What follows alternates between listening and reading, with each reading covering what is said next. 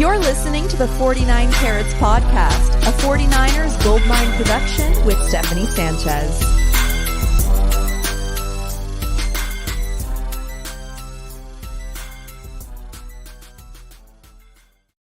What's going on, everyone? Welcome to another edition of the 49 Carats Podcast. I'm your host, Steph. It is Monday, July 15th. Back at it again with my Monday co-host, Weston. Weston, how you doing today, man?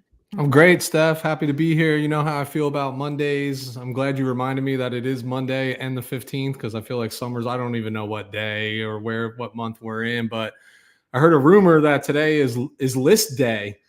And who doesn't like a good list from a topic perspective to keep things in order? So happy to be here. We love a good list, especially, in this part of the off season. I know some teams are starting their training camp now. The 49ers are going to start next week, next Wednesdays, when those practices will start to be open to the media.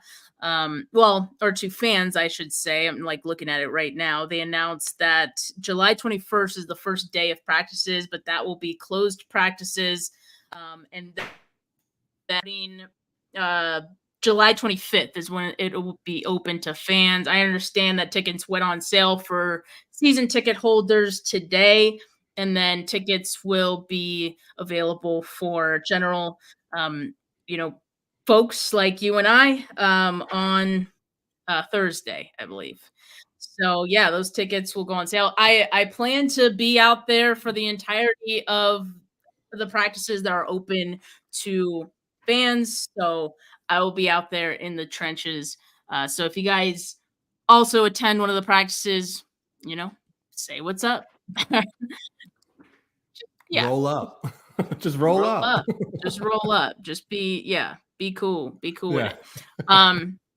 Yeah, so I'm excited, man. We're this close. I don't want people gaslighting me and telling me, wow, this offseason has flown by, because it really has not. It's been excruciatingly slow, especially after a loss like a Super Bowl loss. You just want to get back to to playing football again so you can cleanse the palate. So this has been a very slow offseason, but boy, we are so close to the beginning here. So very excited about that. I've been trying to get my slides in. You guys know, the YouTube viewers who rock with us here, I usually do go live, I do slides for my show, but for some reason StreamYard. All right, she'll be right back. This happened before. It's something to do with the slides, I promise. She's got some good content that she definitely wants to share, but it's probably going to be difficult for her to share. When we popped into StreamYard, there was even notifications around some of the troubleshooting and the errors that they have. So be patient with us this evening. Steph will be back. I fully promise, but it looks like I'm live now to carry us for just a little. There she is. I took the risk, right? You said it, this happened right before we went live. Yeah, that's what happens when I try memory full. That's what tried to happen earlier when I was trying to add my slides. And so for some reason, it's not working on StreamYard today. Dad, it wasn't my internet. I promise you. He's some stuff about my internet lately. It wasn't the internet this time. But you know what? I'll just share my screen and you guys could see the slides that way. Hopefully. I mean, it's not going to be the same type of viewing experience, but we're going to try our best here. A for effort. A for effort. Let's see what I could do here. Okay. That's not bad. There we go. That works. All right. So let's go ahead and do that. All right. So if you guys weren't aware, and you guys are probably aware by now, ESPN has been putting out some positional rankings for the last week or so for all position groups. About 80 execs, scouts, coaches have been pulled for these positional rankings. And so the one that has at this point really ticked off some 49er fans to this point has been the quarterback rankings that just came out. And that is because our starting quarterback, Brock Purdy, is not in the top 10 of quarterbacks. All right. So let's go over first the list of quarterbacks who are in the top 10 according to, the quarterback or the exec, scouts, and coaches. So obviously, number 1, Patrick Mahomes. Then you got number 2, Joe Burrow. 3, Josh Allen. 4, Lamar Jackson. 5, Matthew Stafford. 6, Justin Herbert. 7, CJ Stroud. 8, Aaron Rodgers. 9, Jared Goff. 10, Dak Prescott. So again, Brock Purdy left off of the top 10 list. He was an honorable mention, which tells me that obviously there were some execs, scouts, coaches who did maybe place him in their top 10. But as an aggregate of all the guys that they pulled, he fell out of the top 10. So along with Jordan Love, Jalen Hurts, Tua Tagovailoa, Kirk Cousins, and Trevor Lawrence, all out of the top 10, but honorable mentions. Weston, what was your first reaction when you saw this top 10 list and saw that Brock Purdy was not on it? That I'm sure 49er fans were going to be super rational about this list, and everybody was going to be in full and complete agreement. But when I look at that list, I really only have one name different in like my own top 10. And spoiler alert, it's not Brock Purdy, who I would put in and remove somebody. But I certainly understand like the frustration, especially when you see like, because the argument that people who put this together would say is, not sold on Brock yet, not large enough body of work on Brock yet, yada, yada, yada. But then in the same vein, you have CJ Stroud, who's got a single season under his belt that's, in the middle of the pack here, not even at like 9 or 10. But the reality is what CJ Stroud did last year was really, really special. Like that was really, really special. And you can't knock that guy because that it's kind of probably his floor, like go forward with how well he played. But yeah, I knew we'd have fun today and I knew 49er fans would be upset about it, but like, I'm not shocked at all. My list is like literally one name different, and that name is not Brock Purdy. Yeah. I think if you had told me that Brock Purdy was left out of a top 10 list, I would have probably said, who cares? Cause I'm like, it's not surprising that someone would, or, a large amount of people, all pulled together would leave him out of the top 10. I think what is the most egregious part of all of this is that Jared Goff made it to the top 10. 2024 Aaron Rodgers making it into the top 10. Dak Prescott making it into the top 10. And, that one doesn't bother me that much. So, that one I'll be easy on. Jared Goff is the most egregious one on this top 10 list, in my opinion. And that's the one that I think Brock Purdy should be ahead of on this list. And I understand all of this is pretty subjective, right? And the order for some people is going to be different. But I don't know. If you're going to have Goff there, why not Purdy? Goff has been in the league for a long time, so he has the sample size going for him. But the sample size for Goff hasn't always been great. I don't know. I just think that Brock Purdy is, I get it. He's only been a starter for one full season. And that's the knock on him, right? But I think he was just so good in that season, so efficient. And you can look at CJ Stroud and say the same thing, right? Like he only had one season, but look, he's in the top 10. So obviously him just having one season sample size, he didn't get knocked for that. Now, what I think a lot of people get really hung up on when it comes to rankings, especially when it comes to quarterbacks, so there's a lot that goes into being a quarterback than just like the physicality of it or being the most athletic, right? I think we can all say that Jordan Love, for example, way more talented than Brock Purdy from just like the talent standpoint and just how his arm talent. Brock Purdy, I think, falls out the wayside if we're just comparing that, for a lot of these quarterbacks. But, I think what Brock Purdy brings to this, and what a lot of people seem to forget in when it comes to playing quarterback, is that a lot of it's the mental aspect of it and processing and things like that. And you hear a lot of people talk about Brock Purdy being one of the better quarterbacks when it comes to that.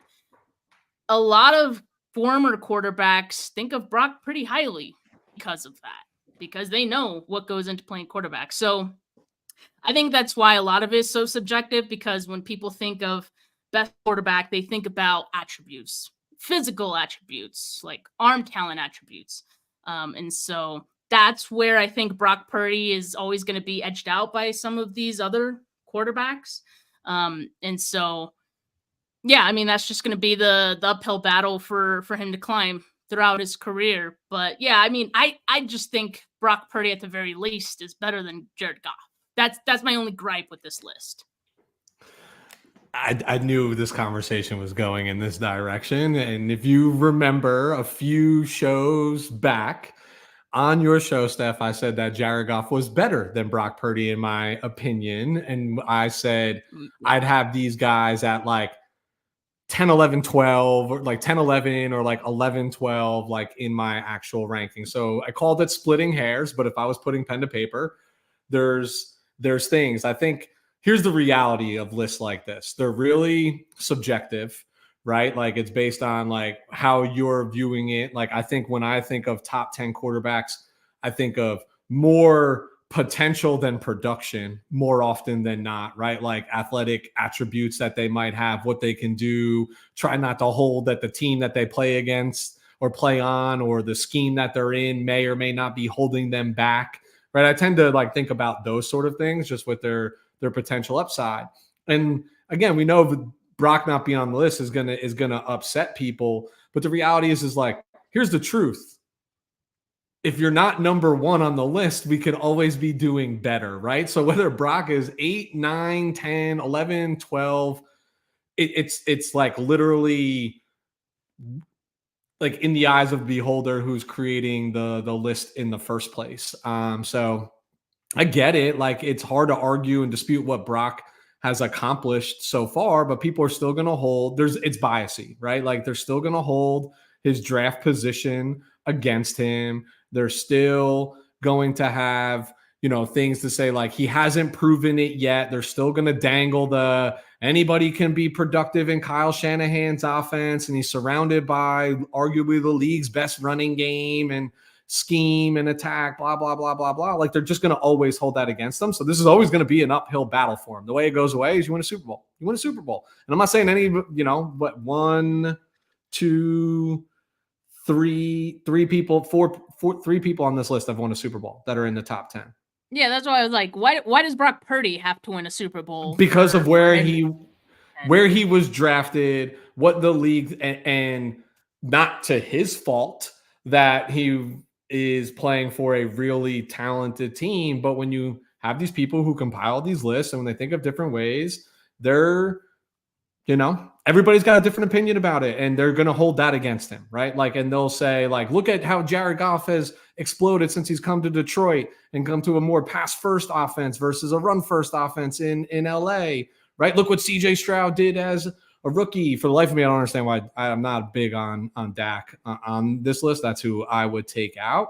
But then the rest of these guys, you're like, they have elite upside potential. Like Justin Herbert is like a 5-tool. Like if I was using a baseball term, he's a 5-tool athlete, Like I think the world of Matthew Stafford. Like Lamar Jackson just still has a quality that nobody can replicate, right? Like he can change the game just on a single drop back and make somebody miss. Josh Allen. I mean, and then there's just Patrick Mahomes, who is it. He is him, right? Like there's like, forget the stats, forget that he's won 3 Super Bowls, forget everything. You just watch the guy play and he's that guy. Like it just, he's that guy. You can't sit here and say any of these guys are better than him. Now, I just have to say I feel so honored that the Rich Madrid is Yeah, in the huh? comments here. And I mean, I wouldn't want him in any other show than this one, right? Talking about quarterbacks and these rankings, and of He's a course film junkie. he's already talking about film. I love it. Yeah, he's a film junkie. I know that. I love it. And yeah, I mean, he agrees that Goff probably doesn't belong on this top Okay. 10. And So so real quick then, not to cut you off, because we have Rich here and I want to see what his response commented to this. If he's not in your book, right, like a top 10, what makes you think what is it about him that you think that, because this is collectively probably what, 15, 20 different writers and journalists who have submitted opinions and rankings and collaboration, maybe even more. I don't even know how it all got comprised. What is it about him that you think compels them to have Jared Goff not just in their top 10, but not number 10 either? it's not even just media folks. It's NFL execs, like currently, and NFL execs, scouts, and coaches. And so I think, like, to me, like, the list holds more weight because it's like guys who are hired in the NFL working for teams right now. And so I think why I are have that they same wrong question. and you're right? Like that's, I guess, like the Yeah. question is like, I- what is it about them that carries appeal? Because I think of a lot of what, like, I don't disagree with what Rich is saying about like under pressure, but very few quarterbacks in the NFL are good under pressure, right? And those are the ones that like separate themselves. That's why you bring pressure, right? And create pressure to break a rhythm. Few survive, and the ones that do usually appear at the top of anybody's ranking or list. So there's got to be something, right? Like I think Goff's a heady guy. I think he can make the throws, right? Like I think he's athletic enough to make people miss. Like there's enough there to argue that he's in the top 10, not on everybody's lists, right? But like he's not a bad quarterback, and he's certainly not in the back half of quarterbacks in the NFL. He's not a bad quarterback, and I think with each season, like he's gotten better. Clearly, like obviously with Sean McVay, he was able to blossom into the quarterback that he is, and also with Ben Johnson and the scheme he is right now, I think he's benefited even more. So going back to the pressure thing, I think he's in a scheme right now. Not to say that Sean McVay didn't do him these favors, but like I think a lot of the Lions offense is about getting the ball out quickly. And so the pressure matters less. And, Jeremy also points out Goff has the best O-line in the league to work with, and nobody talks about that. So yeah, he looked better in 2023 for that reason. So obviously, to me, that's why he was able to make the list. But Rich did reply here. He says, I truly don't know because they have to ignore a lot of tape on Goff under pressure to keep him top 10. Goff has a good arm, but his biggest positive trait is throwing unbelievable timing.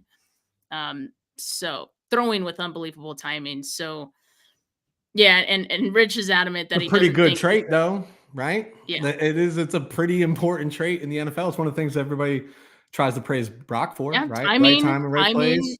Yeah, it matters. Timing's pretty important. It does matter. And so I'm just being devil's advocate here, right? Like I know. think 8 through, I think the crime here on this list, if I'm being really honest, I know we're like a 49ers angle here, is having Aaron Rodgers at 8. I mean, dude threw one pass last year. We talk about recency bias, like through one pass. Like we're all 49er fans. We're all going to find out on Monday night opening week that he can still play. You know what I mean? Like he can still play ball and is as good as they come. Yeah, I think for me, the Aaron Rodgers thing is like, obviously we know he's like one of the best quarterbacks to have played the game, like no doubt about that. I just think like if we're looking at recent, like the last 2-3 years, and if this is a ranking based on right now, right? Like you can make the argument that, maybe he could fall out of the top 10, but then I think if you're making that argument, who are you going to have ahead of him? Like that's the thing, right? And yes, maybe a couple people would answer. A couple of these honorable mentions here could go ahead of Aaron Rodgers, but that one, again, it's subjective. That one, I'm not too pissed off about that one, just because Yeah, but Rob D says that he should have been an honorable mention. I think either way, like I could see it both ways for Rodgers, just because of. See, I have Aaron Rodgers in my top 5. Like he's still. But then you're looking at top 5 all time or right now? No, I'm looking at top 5. This man doesn't age. He's out hiding in caves. I mean, doing weird things, eating mushrooms. Like his body is going to be had a full year off. Like I know he's 39 and recovering from Achilles as a 41-year-old. I'd like sleep wrong. That's like 6 weeks of a stiff neck. So we'll see how that goes for him. But I think people want to play off that like he had these down seasons like over the last few years in Green Bay. And the truth is like, no, he actually didn't. The offense just looked and felt different under LaFleur, where they focused more on running game, but he was as accurate as he's ever been, through as many touchdowns as he ever did. This dude throws like sub 10 interceptions every single year. Like, you know, and one point I did a list like this, Steph, like when I first started doing podcasts. So we're almost 3 years ago now. And Aaron Rodgers was my number 1 quarterback in the NFL. He's still the only man at one point in his career who threw for more than 300 career touchdowns and having that accolade with under 100 interceptions thrown. 3 years later, he's at 105 total interceptions for his career and almost 500 touchdown passes. So like, yeah, maybe my bias is a little bit like, God, he's been doing it so well for so long. But I also think like lace him up right now, come first week, like his talent doesn't just disappear overnight. The man's special. The man is like really, really, and I hate him. Like I think he's the most smug individual, but I respect what he does, and he does it real well. Yeah, no, I understand that. I think he is still a really good quarterback. I just think it's hard because we haven't seen him play all that much in the last 2 seasons. But yeah, I mean, I'm okay with that one. That one's not the one that bothers me as much as like Jared Goff being in the top 10. But again, I know all this is very subjective, and I think when people are asked to rank quarterbacks, different people are going to look at different things, and they're going to value different things than, you know, maybe we would. I don't know, but. Yeah, we'll Who's see. Your number 10, Steph? Who's your number 10? My number 10? Who's 10? I don't know. On your list? I'd put Brock Purdy number 10, maybe. Okay. Or honestly though, like Kirk Cousins, I'd put ahead of Brock. Trevor Lawrence, I think, could be like, he's very close to Brock or like better than Brock. So like, I could even see that. If you told me that Brock Purdy was left out of a top 10 list, I wouldn't even blink. Like, I don't care. I don't care. The only reason I care is because Goff is in the top 10 and not Brock Purdy. So that's where it becomes like, okay, well, if this guy made it, why didn't Brock? It's not so much about Brock Purdy being in the top 10. I think, yeah.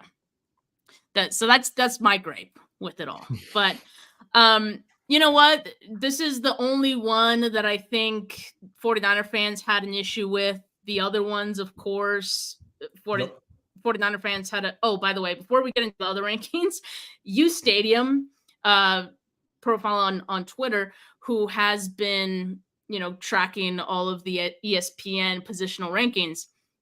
After this one came out, they did a poll on Twitter and they said, which quarterback would you rather have? Interesting enough, Jared Goff won 30. Well, okay, the poll's not over yet. There's still 15 hours left. And at the point that I took the screenshot, there were 1,076 votes. But Jared Goff was answered 37.3%, Dak Prescott 32.8%, Brock Purdy 23.9%, and then Tua 6%. That's crazy, right? Like, people voted Goff over like Dak, for example. I would have probably picked Dak here. I'm still picking Goff.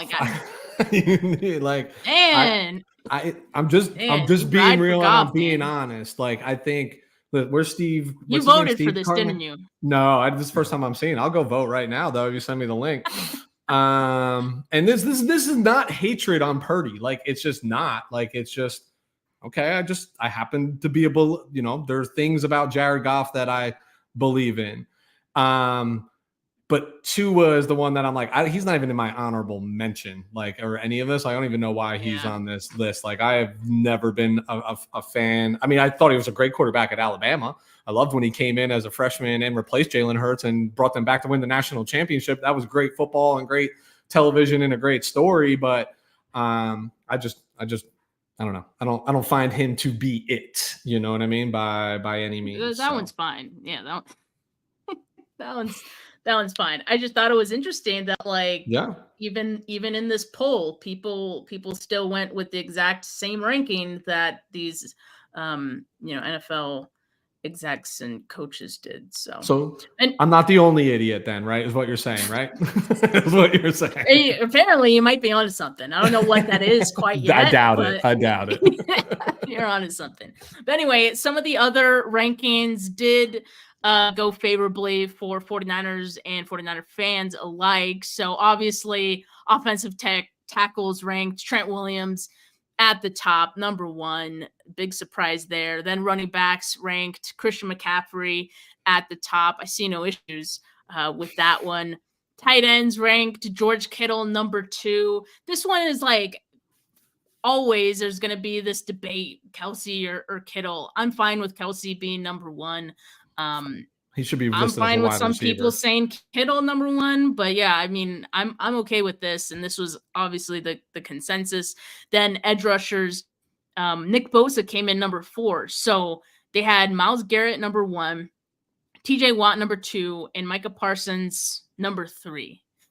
So I know this is also a discussion, right? Like this is a debate. Where does Nick Bosa fall with some of these other top edge rushers? I think like for Micah Parsons, obviously he's one of the best. But I think like the reason that he would probably edge out Bosa here for a lot of the people who did this poll, to me, like Micah Parsons is more versatile as in like what he can do and where you can line him up and, things like that. So that's probably why I would make sense of this. I have no issues with this one too much, honestly. I think the production for TJ Watt has been there like every season that he's been healthy. So it's hard to argue against that one. So I think this is listed out perfectly top 4. And listen, like I think our exposure to Micah as 49ers fans have seen him be like irrelevant in the games that have mattered, right? And been essentially taken out of the game plan. So you feel like he falls off. But like independent of those games, Micah, Watt, and Garrett, I've seen those guys single-handedly change games, right? And wreck game plans and wreck games. And Nick Bosa is plenty capable of that, but let's be honest with ourselves. We didn't really see that version of Nick Bosa in 2023 where he was single-handedly wrecking games, right? Like, yes, he's very disruptive, even when he's not getting to the quarterback, and you have to account for him. All those things, all the reason why he's a top 5 edge player in the NFL. But I think the 3 above him, deservingly so on this particular list, because I physically have watched them wreck game plans and ruin teams' afternoons. And I just haven't seen that from Nick in a little while, but we know he's capable of it. Yeah. And so that's the other thing, right? Like, I think as far as talent level goes and what they're able to do from a snap by snap basis, you can look at it one way, but I think a lot of these people who probably voted on this probably looking at production, and they all are. Yeah. It's a statistic-led league. I think, like, also, quite honestly, I think a lot of people don't watch. Like, people in the NFL probably don't watch film as much as, like, you would think. They watch film on, like, the opponent in front of them and maybe, like, divisional opponents. But aside from that, I feel like you probably don't have the time to watch, like, all 32 teams while still, like, focusing on your own team. I don't think it's crazy. Like, Rich probably I don't think it'd be crazy to say that Rich watches more film on, like, the entire NFL than maybe some of the guys that voted on this. Like, I don't even think that's a crazy thing to say. Who's got the full time? You know what I mean? Like family, kids, work, career. Like it's a lot. It's a lot. It is a lot. That's why I don't watch a lot of film, admittedly, but that's why I lean on the film junkies every once in a while. Let's see. The next one is safeties. So here we got Talanoa Hufanga, number 9. I'm okay with this too. Like I'm not as hip to what's going on with the rest of the safeties, but I know Hufanga's like highly regarded around the league. Number 9 is okay, especially considering he even finished last season, right? Yeah. So I'm okay with this for Hufanga. So those were the rankings that had 49ers in them. Now, next thing I wanted to talk about, Weston, is Deebo had a tweet this past weekend that said, "I wish MFers would stop acting like it's so easy to get to Super Bowl and winning. I don't think y'all really get it and understand for real." I just love it. For real. Yeah, and I love so to me, like, Deebo's saying this out of probably frustration of something he's maybe like heard or got in the sense of for like several years. Like, I don't think it's like this is coming out of nowhere. I don't think this is just maybe based on the receiver season or series and people reacting to that, or just like, I think it's a number of things has maybe got to Deebo saying this. And I get it, because just coming off a season where they went to the Super Bowl and didn't win, I think some feelings are maybe boiling over a little bit. And this is what he had to say. I think it's a good reminder, though, because I think people do think it's easy to get to the Super Bowl. And I think people's expectations, if you're a good team and you're one of the best teams on paper, is that you should be able to get to the Super Bowl. Only 2 teams get to the Super Bowl every year. Only 1 team wins every year. And there is not always the best team on paper that makes it. There's so many factors than just being the best team. And as we know, a lot of maybe luck goes into it, injury luck, referee luck. I don't know. Just there's so many factors than just being the best team. catching tip balls off the face mask of a corner to put you at the 1 yard line. Like, say it all the time, the ball bounces funny ways. And like, Deebo's speaking truth here. Like, there are 12 NFL franchises, Steph. There's 32 teams. There's 12 of them that have never won a Super Bowl. Yes, some of these franchises, their 10 years a little shorter, but that's more than a third of the league has never won a Super Bowl. There's 4 of those teams that have never played in a Super Bowl. So getting there is really hard, and winning it becomes exponentially harder, as the 49ers have found out in their last 3 Super Bowl appearances. Which I think is like that exactly summarizes the point. That it is not easy. It's one thing to go to the Super Bowl. It's another thing completely to get there and win it. And so I have a fun topic here to, for you, Weston, and everyone in the chat as well. Do you think it's easier to win a Super Bowl or go to the Super Bowl 3 times in a row, regardless of the outcome, just getting to the Super Bowl 3 years in a row, or to win it? Well, how do I answer this? So I grew up in the 80s, watched a lot of football in the 90s. I'd lean on the Buffalo Bill experience, where they went to 4 consecutive Super Bowls and didn't win a single one. So I would argue that winning the Super Bowl is now. I don't think there's ever been outside the Bills to go 3 straight or to 4 straight, right? Like, I don't even think the Patriots in their ebb and flows went to 3 consecutive Super Bowls. Chiefs just did it, actually, right? No, they went to 2 straight. I think winning the Super Bowl, right? I mean, that's what you play for. And I just told you, 12 of 32 franchises have never done it. Winning, not just getting there 3 times in a row. Winning it is more difficult. There's a lot that goes into it. That's what I think. So the question is, what's easier? And this is crazy to say, right? I think it's easier to win a Super Bowl than it is to get to the Super Bowl 3 years in a row. Because once you're there, there's a 50-50 chance. All you have to do is like win it, which I get that's hard too, but it's a 50-50 chance. To get to the Super Bowl and not just 1 year, it's hard enough to do it 1 year, Weston. But if we're talking about like 3 years in a row, Okay. That is difficult. And you said yourself, no other team has even done what the Bills have done. Why do you think that is? Because it's a lot harder to do. And I just want to shout out, I forgot who sent me this question. Like, it's one of my regulars. Was it you, Rob? Like someone who watches this channel, like, posed this question to me. Was this your father? It was not my dad.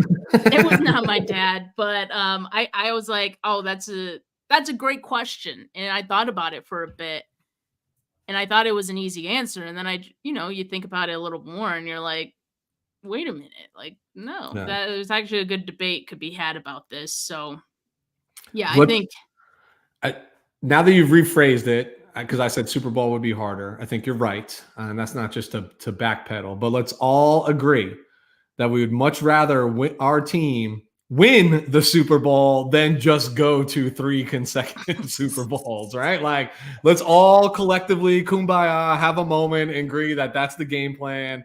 We're not trying to accomplish the impossible by just going to 3 straight Super Bowls.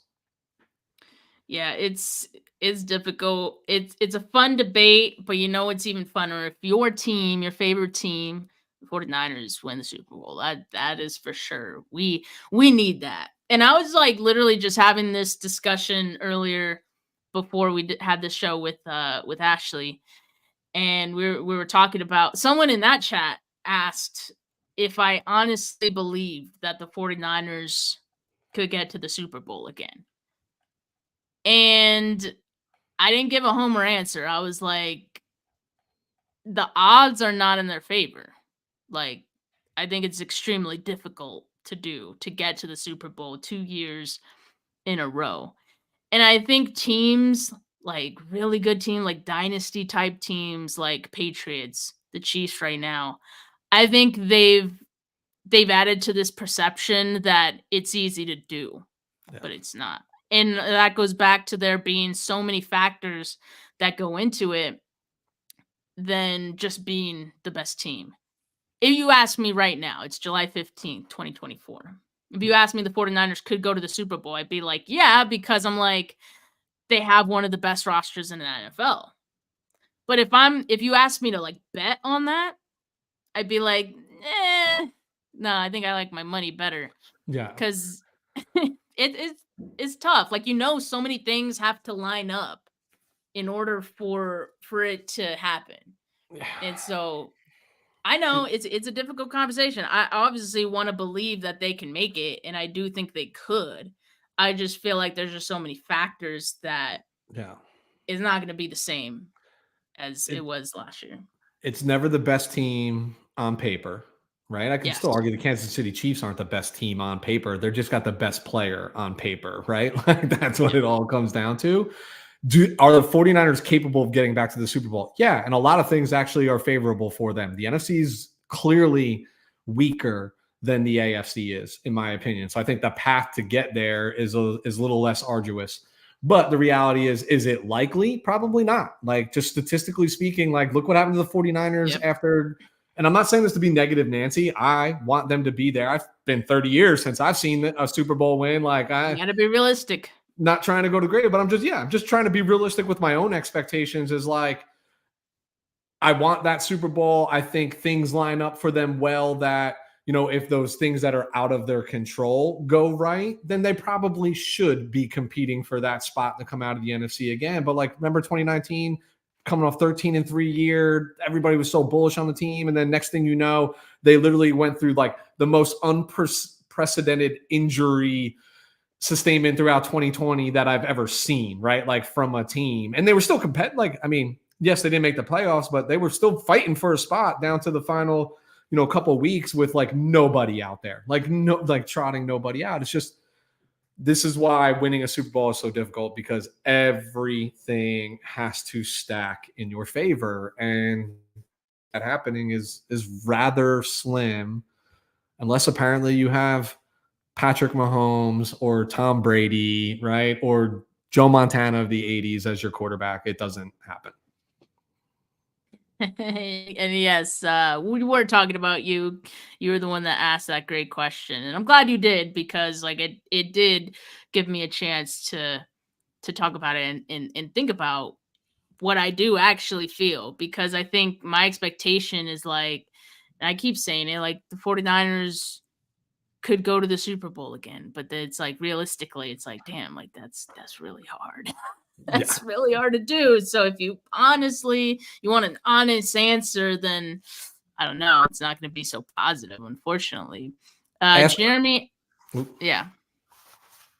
What'd you say?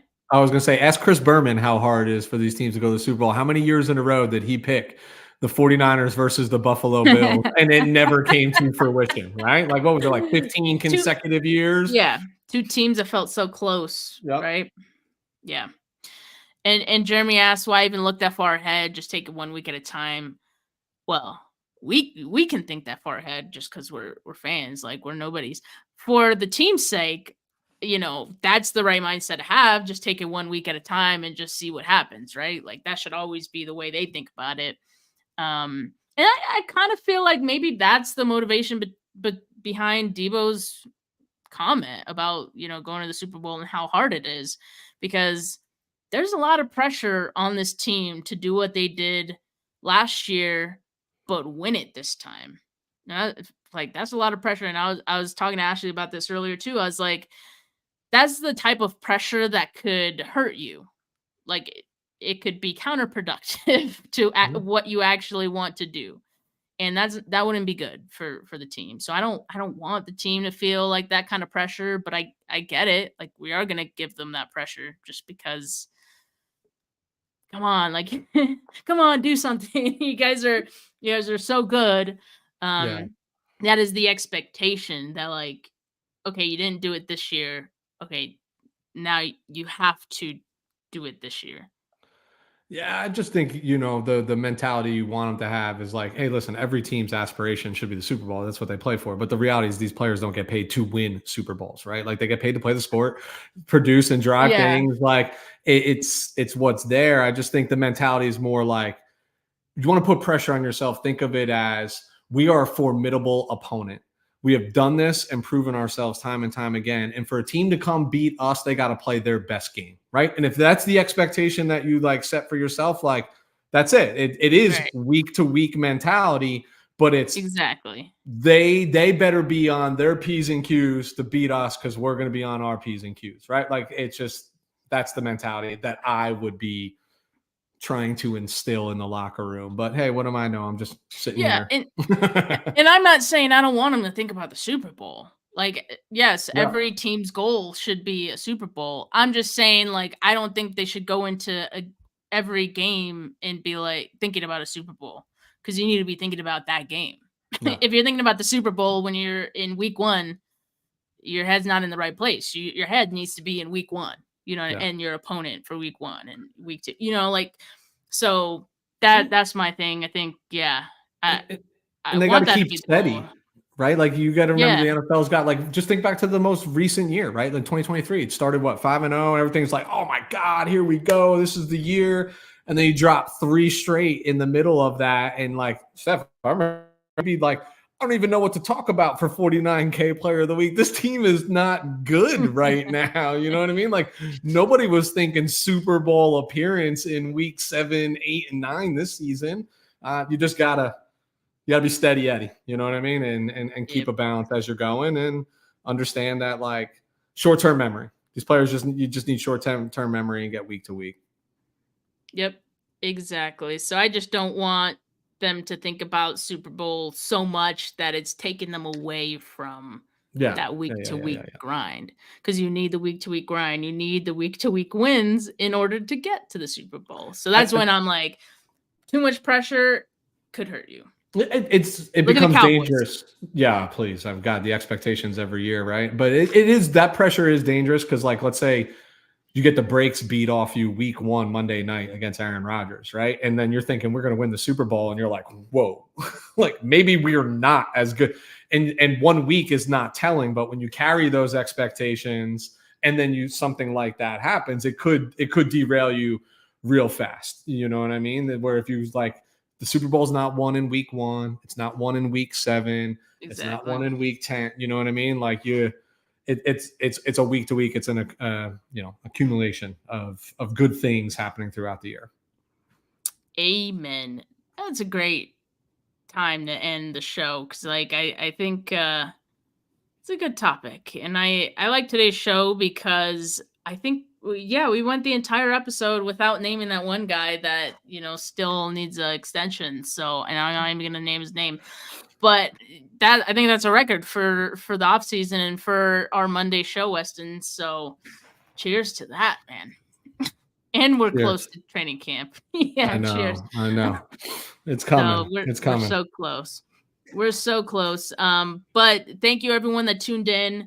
The live chat was popping today. Really appreciate all of you. Make sure you like this video. Make sure you subscribe to the channel if you haven't yet. Hit that notification bell so you know when I go live. Audio listeners, leave a rating, leave a review. Really appreciate it. Weston, appreciate you always being here on a Monday. And I'll talk to you later. Peace.